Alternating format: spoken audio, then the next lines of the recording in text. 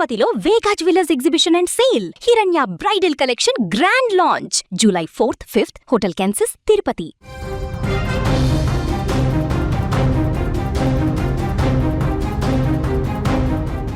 అర్ధరాత్రి వేళ ప్రయాణం ఆ కుటుంబాలలో తీరని చీకట్లను నింపింది. రెక్కాడితే గాని డొక్కాడని ఆ పేద కూలీల జీవితాలను విధి ఒకే ఒక్క ప్రమాదంతో చిన్నాభిన్నం చేసింది. కష్టపడి పని ముగించుకొని ఇళ్లకు తిరిగొస్తున్న క్రమంలో ఊహించని మృత్యువు వారిని వెంటాడింది. ఒకే ఒక్క టైర్ పంచర్ రూపంలో వచ్చిన ప్రమాదం ముగ్గురి ప్రాణాలను గాల్లో కలిపేసింది.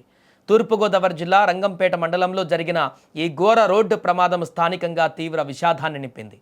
తూర్పుగోదావరి జిల్లా వడిసలేరు రంగంపేట మధ్య జాతీయ రహదారి పైన ఈ ఘోర ప్రమాదం చోటు చేసుకుంది. తెల్లవారుజామున సుమారు 3 గంటల సమయంలో ప్రయాణికులు గాఢ నిద్రలో ఉన్న వేళ ఈ దారుణం జరిగింది.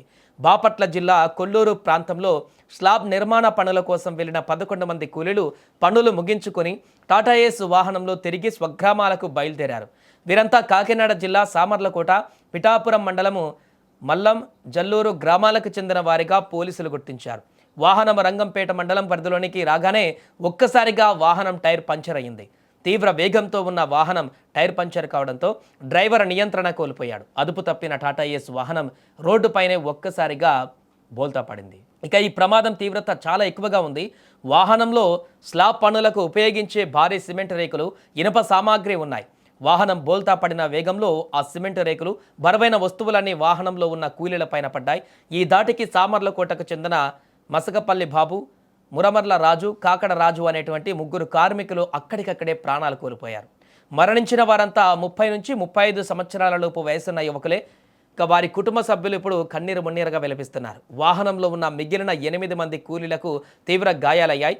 ప్రమాదం జరిగినటువంటి వెంటనే స్థానికులు ప్రయాణికులను గమనించి పోలీసులకు సమాచారం అందించారు. పోలీసులు ఘటనా స్థలానికి చేరుకొని వెంటనే సహాయక చర్యలు ప్రారంభించారు. తీవ్రంగా గాయపడిన 8 మందిని 108 అంబులెన్స్ ద్వారా పెద్దాపురం ప్రభుత్వ ఆసుపత్రికి తరలించారు. క్షతగాత్రులలో కొందరి పరిస్థితి విషమంగా ఉన్నట్లు సమాచారం అందుతుంది. మృతి చెందిన ముగ్గురు కార్మికుల మృతదేహాలను పోస్టుమార్టం నిమిత్తం అనపర్తి ప్రభుత్వ ఆసుపత్రికి తరలించారు. చీకటి పడడంతో పాటు బరువైన వస్తువులు పైన పడడం వల్లే మరణాల సంఖ్య పెరిగినట్లుగా పోలీసులు భావిస్తున్నారు.